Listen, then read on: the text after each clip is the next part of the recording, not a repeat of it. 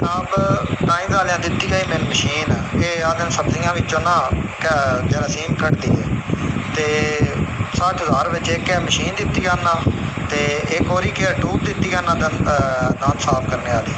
तो 3 डब्बियां दित्तियां ना एक चीटोसान आई एक स्पायरोलीन आई एक दा ना होर आई उन्होंने कैप्सूल आन वो मैं उल छड्डी आई तो बाकी एक जेड़ा है ना वो मैं कार्ड दिता मतलब गुम हो गया ये तकरीबन 60,000 मैंने उन्होंने 3-4 चीज़ां दित्तियां मैं इंजे फेसबुक पे चलांदा उस ते एक मुड़ा ही नाल कल स्कूल पढ़ता ही मतलब नाल को नहीं पढ़ता तो एक 2 क्लासा पीछे ही आई उसने मैंने मैसेज किया मैसेंजर से की हाल है ठीक ठाक मैं क्या ठीक अगो उसने आख्या वो अपना नंबर दे फोन नंबर उन्हें दिता व्हाट्सअप नंबर वो तो गल बात स्टोरी की करते हैं की हो रहा अजकल मैं आख्या भाई कल फारग नहीं कोई काम करता उसने आख्या मेरे को एक जॉब है बाहरों मतलब जो बाहरों फूड अथॉरिटी वाले ना बाहर के मुल्क जड़ियाँ चीज़ां आउंदियां ना फूड मतलब मेवा शेवा ये साढ़े को हो के फिर अगर आउंदा तो मैं उस कंपनी बेचा तो है नहीं सरकारी मतलब सरकारी एक किस्म की उस आख्या बा सरकारी नौकरी है तो जे तू लगना चाहें तो मैं तो लवा सकता मेरा हाथ सारा मैं कि चलो लवा छड़ जे लवा सकता है तो उस आख्या तू मैंने अपना जोड़ा ना अपने कागज़ सारे जोड़े ना CV वो सेंड कर मैं उसने सारे कागज़ सेंड किए ना वो सेंड किया बा सारे कागज़ लैके ना उस आख्या बा मैं सारा तकाए ना तो जे दिन जुमे वाले दड़े कॉल आवे दी सारा रंग जे तू सिलेक्ट हो गया तो जुमे वाले दड़े तेन कॉल आवे दी तो जुमे वाले दड़े नंबर आ नहीं रखना है मैं क्या ठीक है जुमे वाले दड़े वो सार दी मैंने कॉल आई है उस आख्या जी तुहाडी नौकरी लग गई है तो तुसी एतवार वाले दिन जो ना फैसलाबाद सिद्धियाना रोड गली नंबर पता 3 के 4 आई उहदे विच उन्हां दी रैश आई उन्हें आख्या तुसी उत्थे आ जाना एतवार वाले दिन तो तुहाडी जॉब लग गई तो नाल 4,000 रुपया सिक्योरिटी लैके आना मैं क्या ठीक है असीं उत्थे गए एतवार वाले दिन उन्हें 4,000 रुपया साढ़े को ले लिया 4,000 रुपया लैके उन्हें रख लिया कोल उन्हें आख्या तुहाडा मतलब असीं एंट्री लई है तुहाडी 3 दिन असीं गए मतलब सोमवार मंगल बुध जुमेरात ये 4 दिन असीं गए उत्थे उन्होंने टाइम कंपनी में उत्थे आदे बधान गड्डी लब्भे दी स्कूटर लब्भे दी अगों मतलब बड़ियां चीज़ां दसदे हैं जिहड़ियां तुहानूं लब्भणगियां इहदे विच लैक्चरार बुलाए उन्होंने लैक्चर देंदे हैं वो मतलब उन्होंने 3-4 ध्याड़े उन्हें यही आख्या बधान कंप्यूटर का काम यो सिखाना है वो ही करवाना है तुहाडे कोलों उन्हें आख्या कंप्यूटर का काम है वो कंप्यूटर तो असीं पुछया बड़ा मतलब की काम है की असीं करना उन्हें आख्या कंप्यूटर तो बैक तुसीं काम करना है 28 तो 35,000 तुहाडी तनख्वाह होवेगी पहले महीने तो स्टार्टिंग होवेगी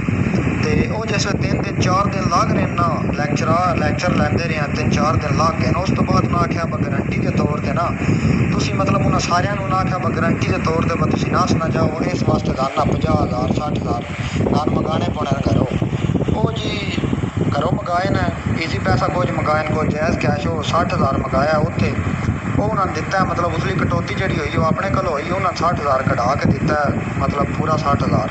वो 60,000 उन्हें लैके ना तो उन्हें दसिया को नहीं बकी काम है की नहीं वो 60,000 लैके मुड़ उन्हें एक स्टाम्प पेपर ही लिखिया अपने को वो इंग्लिश बिच वो उन्होंने सैन मतलब अंगूठे लवा के उन्हें पैसे रख ले उन्हें सानू कोई चीज़ां दे छड़ियां ने जड़ियां तुहानूं मैं दसियां ने मतलब 3 कैप्सूलों वाली डब्बियां एक है मशीन है कोई जरासीम कटती उन्हें आख्या तो एक होरी केयर ट्यूब ये 3 चीज़ां उन्हें सानूं दे छड़ियां 60,000 उस तो बाद उन्हें दसिया तुहाडा काम है तुसीं अग्गों बंदियां नूं बुलाना है उन्हें झांसा दे के नौकरी का काम का मतलब जिमें कोई फस जाए कोई बिजनेस जो आखे मैं करना है या कोई आखे नौकरी करनी है तुसीं उन्होंने बुलाना है बंदियां ने उस टाइम पैसे लैके उन्हें दसिया तुहाडा यह काम है तुसीं अग्गों बंदे बुलाने हैं जितने तुसीं ज़्यादा बंदे बुलाओगे वो सानूं पैसे देवन दे दवाइयां खरीदण दे उतने तुहाडी उन्हां विचों कुछ प्रॉफिट तुहानूं लभदी रहे जितने तुसीं बंदे बुलाने हैं वो बंदे बुलाने का यह तरीका ही पऊआ देना अपने मोबाइल में तुसीं नंबर कड्डो जेह्ड़े तुहाडे नाल पढ़ते रहे ने जेह्ड़े जानने वाले ने उन्होंने को पुछो की काम करते हैं की नहीं उन्होंने बुलाओ उन्होंने आखो साढ़े को नौकरी है जिवें दी करना चाहते हैं उवें दी उन्होंने नौकरी दसो उन्होंने को बुलाओ उन्होंने इत्थे ते वो करवाओ उन्होंने को मैं 21 दिन रह के 21 दिन उत्थे एक बार उत्थे टुर जाए कि ना फिर वो नस्सण नहीं देंगे बड़ा मुश्किल होंदा फिर नस्सण ताले मार के रखते हैं भाई नस के दिन दस छड़ना है तो स्टाम वो करा लेंदे ने भाई केस भी करन काल ते असीं मतलब झूठे ना पवीए स्टाम वो पहलों करा लेंदे ने बंदे कोलों मैं 21 दिन रहा फिर मैं बड़ी मुश्किल उत्थे जेह्ड़ा है ना नस के आया उस ते जेह्ड़ा है ना वो मतलब उन्हें आख्या अग्गों बंदे बुलाने फिर मैं वो मतलब मेरे को नहीं धोखा देन होया बेलियां शेलियां वो मैं नहीं बंदे बुलाए मैं नस के आ गया ਤੇ ਜਿਹੜਾ ਚੋਰ ਮੈਂ ਲੈ ਕੇ ਗਿਆ ਨਾ ਉਸ ਦੀ ਫੋਟੋ ਤੁਹਾਨੂੰ ਮੈਂ ਸੈਂਡ ਕਰਦਾ, ਉਹ ਵੀ ਛੱਡ ਕੇ ਆ ਗਿਆ ਜਿਹੜਾ ਮੈਨ ਬੁਲਾਇਆ ਜਿਸ। ਬਾਕੀ ਜਿਹੜੇ ਉੱਥੇ ਦੋ ਅਫਸਰ ਆ ਨਾ, ਇੱਕ ਉਹਦਾ ਅਫਸਰ ਇੱਥੇ ਮੰਡੀ ਵੀ ਆਉਂਦਾ, ਮੰਡੀ ਚੀਮਾ ਚੌਕ 'ਚ ਜਿਹੜਾ ਬਣਿਆ ਨਾ, ਇੱਕ ਉਹ ਫੈਸਲਾਬਾਦ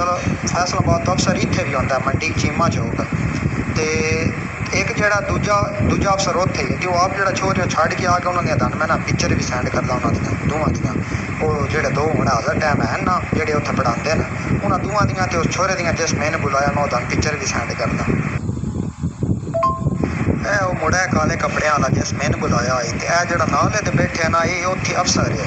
ਇਹ ਉੱਥੇ ਅਫਸਰ ਮਤਲਬ ਸਾਰਿਆਂ ਨੇ ਹੈਂਡਲ ਕਰਦਾ। ਇਹ ਬੰਦਾ ਜਿਹੜਾ ਨਾਲ ਬੈਠਿਆ ਹੈ ਨਾ ਕਾਲਾ, ਇਹ ਬੰਦਾ ਇੱਥੇ ਮੰਡੀ ਵੀ ਆਉਂਦਾ, ਇੱਥੇ ਵੀ ਆ ਕੇ ਲੈਕਚਰ ਦਿੰਦਾ। ਇਹ ਜਿਹੜਾ ਹੈ ਨਾ ਜਿਸ